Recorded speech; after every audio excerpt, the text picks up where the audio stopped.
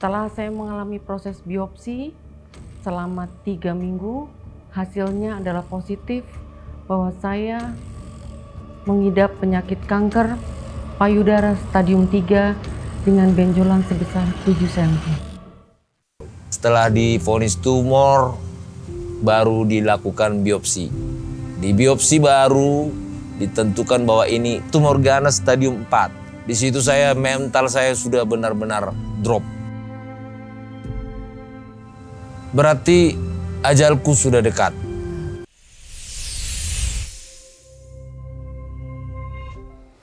Saudara, satu realita kehidupan yang seringkali datang tanpa peringatan adalah sebuah realita tentang sakit penyakit. Tubuh yang selama ini terlihat begitu sehat, lalu tiba-tiba divonis mengidap penyakit mematikan. Satu kalimat dari dokter seketika mengubah hidup seseorang. Selanjutnya, sebagian orang bukan hanya harus menahan sakit secara fisik, tapi juga berjuang melawan ketakutan di dalam pikirannya. Kegelisahan tentang masa depan, karir, dan keluarganya. Bahkan mempertanyakan, apakah Tuhan masih mengasihi dirinya?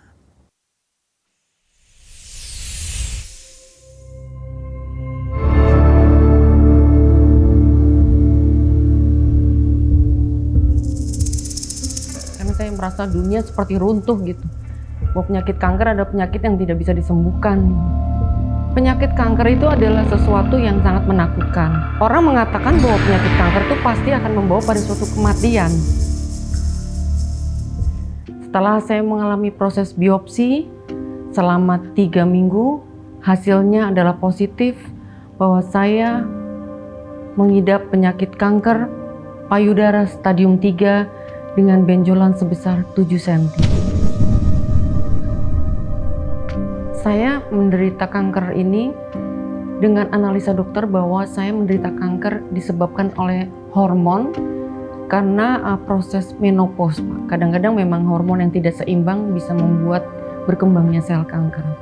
Jadi bukan karena faktor keturunan tapi karena proses menopause.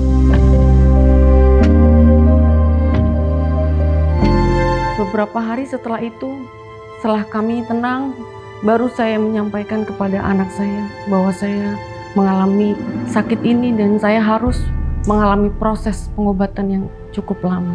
Ya, suami saya terkejut. Suami saya mengatakan bahwa dia mengasihi saya dan dia berharap bersama-sama dengan suami dan sama-sama dengan anak saya akan menjalani proses pengobatan sampai dengan selesai. Dokter mengatakan kepada saya bahwa saya harus melewati 8 kali kemo, Pak. 4 kali kemo yang pertama itu adalah obat yang paling berat yang dipergunakan untuk mengecilkan semua sel-sel dan menghancurkan semua sel-sel kanker itu.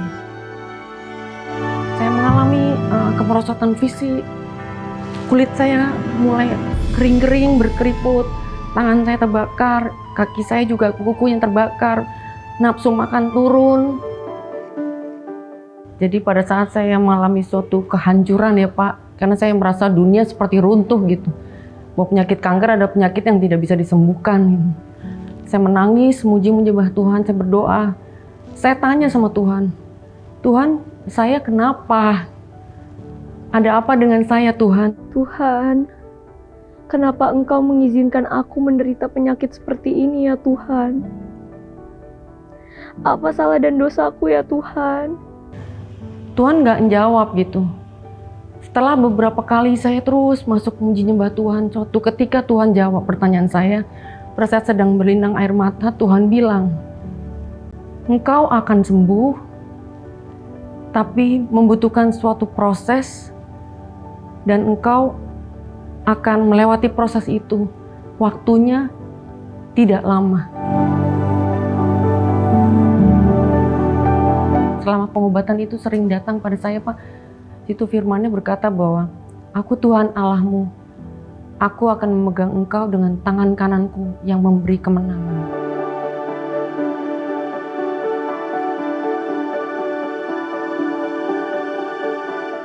Jadi dengan firman itu saya membangkitkan iman saya, Pak. Bahwa dalam suatu kehidupan Tuhan mengizinkan kita masuk dalam proses, di mana proses itu seolah-olah itu proses yang sangat gelap dan kelam, tapi ada Tuhan Yesus yang menolong saya. Kemudian saya dengan jawaban Tuhan, saya merasa bahwa saya pasti akan sembuh, tapi saya melalui satu proses. Setelah kemo yang kelima itu, dokter itu mujizat terjadi pada saat dokter memeriksa, ternyata benjolan itu mengecil, Pak. Dia bilang, ini nggak mungkin. Kenapa dokter? Mengecil, benjolan itu mengecil. Dengan adanya benjolan yang mengecil itu, saya bangkit kembali semangat, Pak, bahwa masih ada mujizat buat saya. Kanker yang saya alami ini adalah kanker yang sangat agresif. Jadi kalaupun melalui satu kemo yang berkali-kali, biasanya sebelum operasi dia masih ada. Tapi terjadi mujizat dari Tuhan bahwa pada saat sebelum saya dioperasi, itu sudah hancur dan lenyap, jadi nggak ada benjolan sama sekali. Hancur berkeping-keping, tetap harus diangkat semuanya. Operasi selama 8 jam. Jadi operasi pengangkatan payudara sebelah kiri. Semua dilakukan selama 8 jam operasi. Benar saya mengalami Tuhan pada saat saya mengalami proses ini selama 1 tahun. Saya benar-benar mengalami Tuhan karena saya berjumpa pribadi dengan Tuhan lewat firman yang disampaikan kepada saya. Tuhan mengatakan, karena aku tahu hidupmu dan aku tahu jalan hidupmu, maka apabila aku menguji engkau, engkau akan timbul seperti emas. Dari kitab Ayub. Dan Tuhan juga berkata pada saat itu, bahwa Ayub mengalami masa yang paling susah. Dia kehilangan keluarganya, kehilangan pekerjaannya, semuanya hilang. Tapi Ayub tetap setia sama Tuhan. Dan pada saat dia menjadi pemenang, dia sudah mengalami semua proses itu. Ayub tidak pernah menyangkal Tuhan. Dan Ayub akhirnya dikembalikan, diberkati Tuhan lebih lagi. Dari Ibu Ani yang mengalami cancer sampai dia disembuhkan oleh Tuhan, saya sangat terinspirasi dengan perjuangan iman Ibu Ani ini. Setiap hari dia tidak pernah menyalahkan Tuhan, tetapi dia setiap hari memperkatakan janji Tuhan atas hidupnya untuk kesembuhannya. Dia nggak mendengar apa kata vonis-vonis di dunia ini tentang penyakit kanker, tapi dia mendengar apa kata janji Tuhan. Jadi yang saya dapat itu dia punya semangat menantikan janji Tuhan. Nah itu yang membawa dia menjadi sembuh karena janji Tuhan di Alkitab itu selalu diperkatakan kepadanya. Setelah mengalami pengobatan selama 1 tahun, saya mengalami Tuhan sebagai sosok Allah yang mempunyai kuasa. Allah yang melakukan berdaulat terhadap kehidupan saya. Apapun yang terjadi dalam kehidupan saya, Tuhan tidak pernah meninggalkan saya. Jadi Allah berdaulat penuh atas kehidupan saya selama saya benar-benar bersandar, berharap, dan mengandalkan Tuhan. Jadi Tuhan adalah Allah yang bisa diandalkan. Tuhan adalah Allah yang memberikan kekuatan. Tuhan adalah Allah yang menyembuhkan saya. Tuhan Yesus adalah Jehovah Rafa buat saya, dan juga pasti Jehovah Rafa buat semua yang percaya kepada Tuhan Yesus.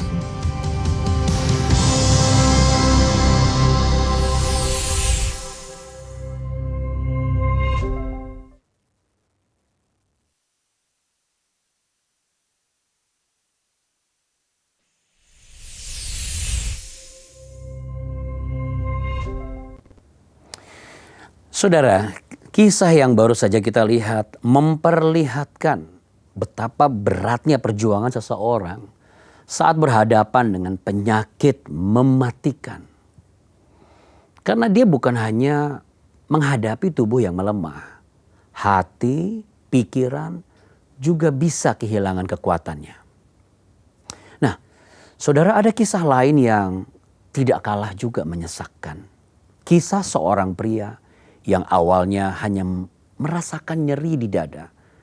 Dia tidak menyangka bahwa rasa sakit itu adalah tanda dari munculnya tumor ganas stadium 4. Vonis itu langsung membuat mentalnya jatuh. Ia merasa ajalnya sudah di depan mata. Ketakutan tidak hanya menyerang dirinya tetapi juga menyerang sang istri. Yang meskipun di hadapannya selalu berusaha tampil tetap kuat.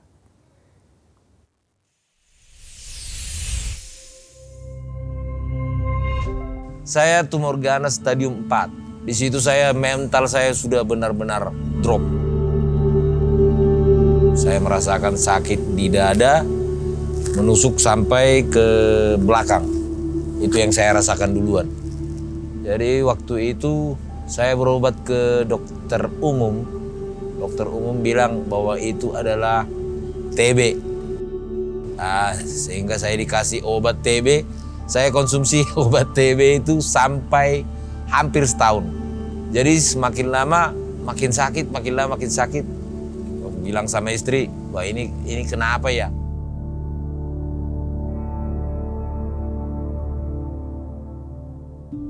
Baru kami putuskan berobatlah dulu ke spesialis paru. Di rongsen baru kelihatan bahwa itu ada kecurigaan bahwa itu tumor, masih kecurigaan tumor. Sehingga dirujuk untuk CT scan. Setelah CT scan itu baru ketahuan bahwa saya ada menderita tumor di paru-paru. Setelah divonis tumor, baru dilakukan biopsi. Di biopsi baru ditentukan bahwa ini tumor ganas stadium 4. Di situ mental saya sudah benar-benar drop. Berarti ajalku sudah dekat.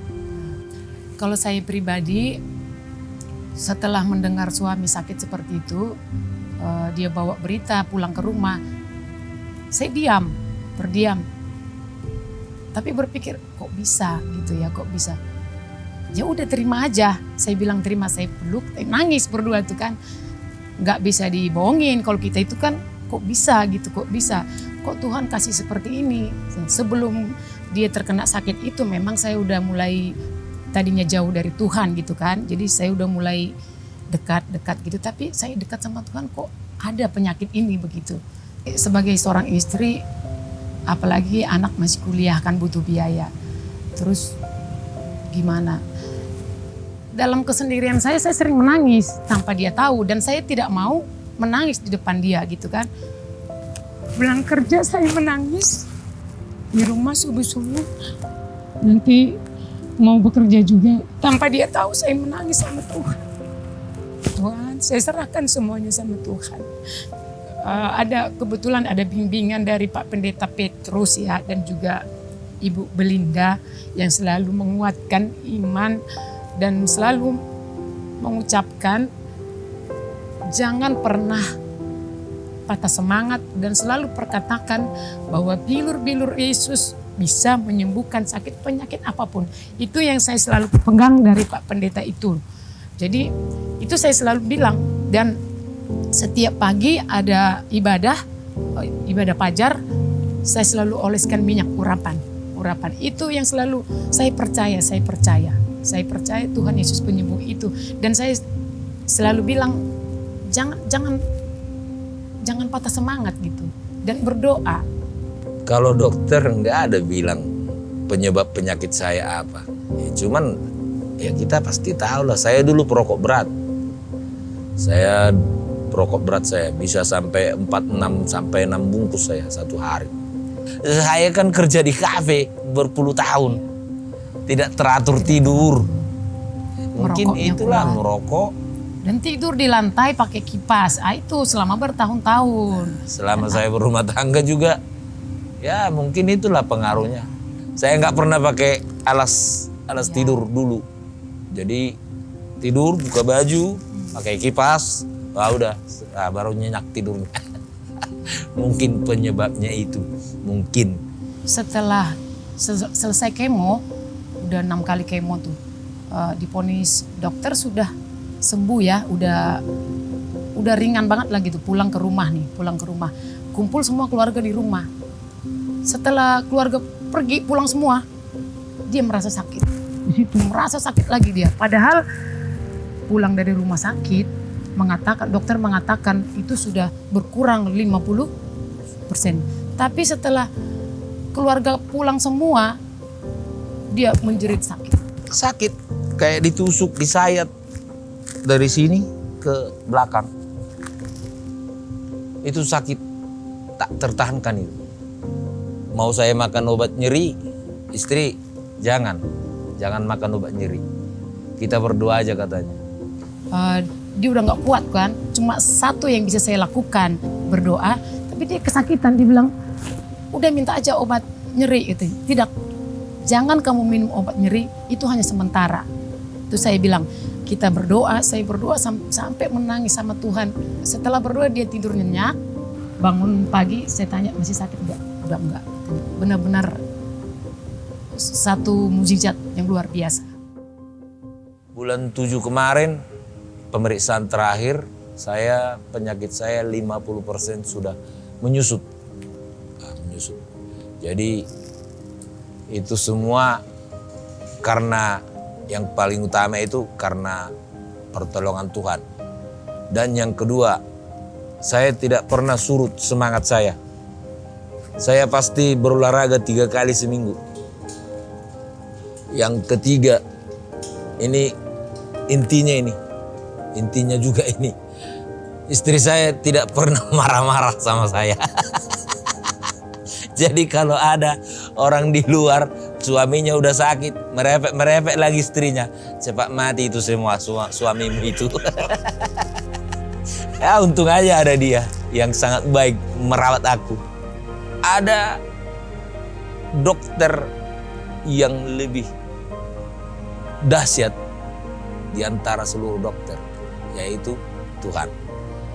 Kalau kita percaya masih ada Tuhan, berarti kita bisa sembuh. Bagi Tuhan tak ada yang mustahil. Bagi Tuhan tak ada yang tak mungkin. Mujizatnya diserahkan bagiku. Ku diangkat dan dipulihkannya.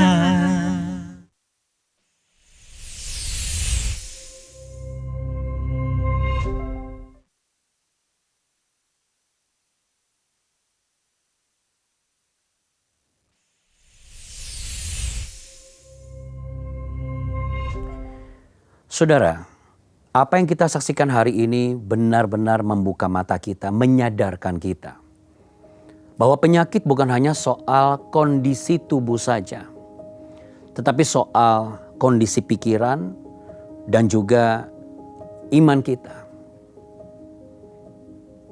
Ketika vonis penyakit mematikan itu kita dengar, menghampiri kita rasakan. Banyak orang akan langsung kehilangan harapan dalam kondisi itu.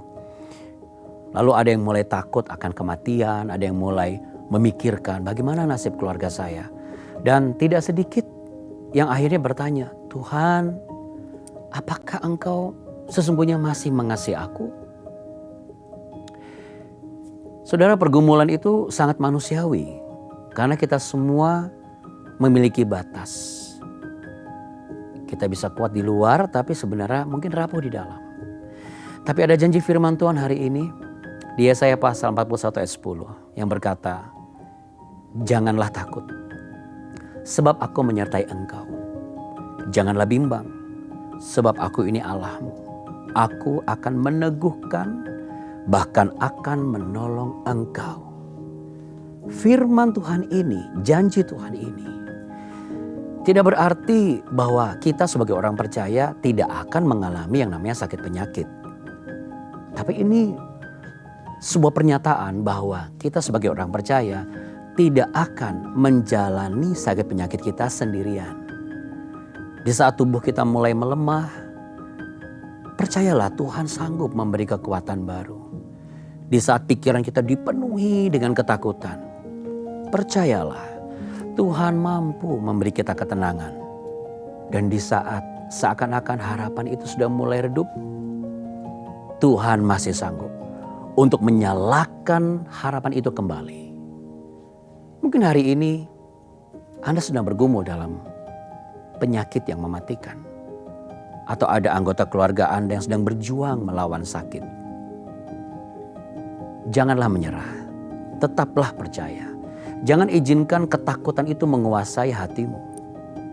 Sebab ketika kita meratap di hadapan Tuhan dengan air mata, Tuhan tahu betul bahasa air mata kita yang tidak kita sembunyikan. Tuhan tahu kecemasan kita yang tidak pernah kita ceritakan kepada orang lain. Sebab Tuhan tidak pernah lalai akan janjinya. Tuhan tidak pernah meninggalkan anak-anaknya yang dikasihinya berjalan sendirian. Tetaplah percaya. Sekalipun keadaanmu belum berubah, tetaplah berdoa, teruslah berdoa.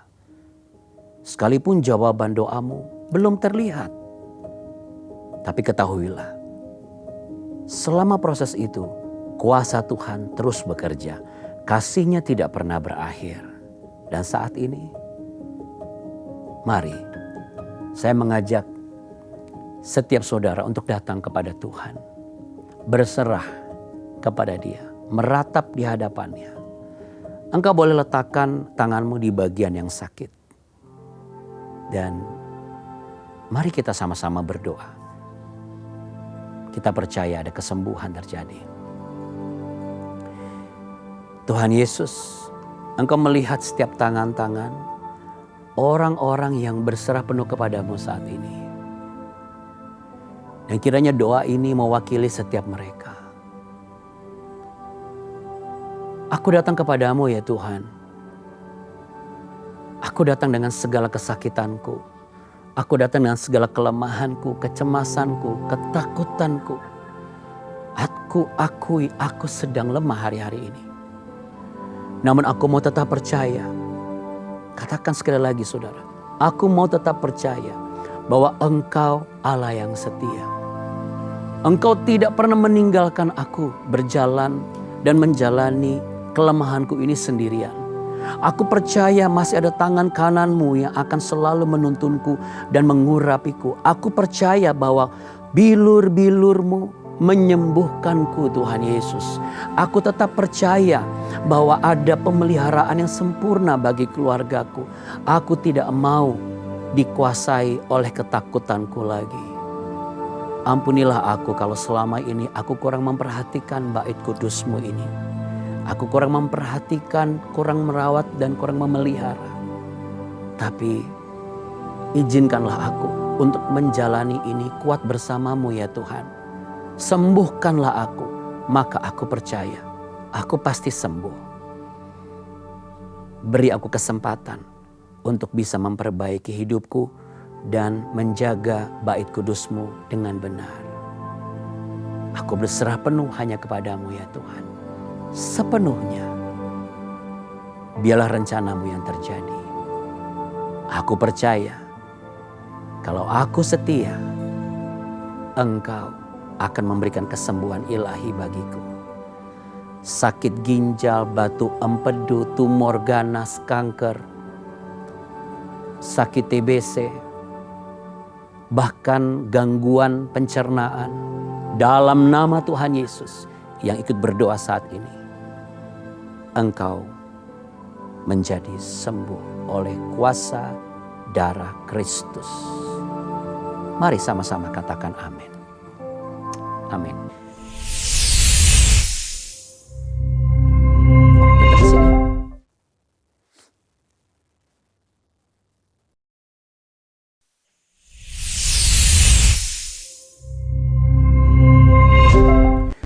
Saudara, terima kasih telah menyertai kami. Hari ini kita belajar bahwa di tengah penyakit dan ketakutan, Tuhan tidak pernah meninggalkan umat-Nya. Jadi saat tubuh menjadi lemah dan harapan terasa hampir hilang, jangan pernah lupa bahwa kita punya Tuhan yang masih sanggup memberikan kekuatan dan pengharapan yang baru. Jika saat ini Anda sedang bergumul dengan penyakit, atau Anda ingat Anda memiliki anggota keluarga yang sedang berjuang melawan sakit penyakitnya, Jangan berjalan sendirian. Katakan kepada mereka dan juga katakan kepada diri saudara. Nah, Anda bisa menghubungi tim doa dan konseling kami karena ada orang-orang yang siap mendoakan dan mendampingi Anda. Dan saudara, Anda juga berkesempatan loh mendapatkan giveaway menarik dari kami. Sebuah buku berjudul Kasih Karunia di Titik Nol karya Mandalim. Ini buku yang sangat inspiratif yang akan mengajak kita memahami bahwa Tuhan mampu menyatakan kasih karunia-Nya justru saat kita berada di titik nol, di titik terendah kita. Kirimkan pesan Anda melalui nomor yang tertera di layar saat ini dan kami akan memilih beberapa di antara Anda untuk menerima buku ini. Akhirnya, saya Andi Othniel undur diri. Tetaplah percaya kepada sentuhan kasih Tuhan.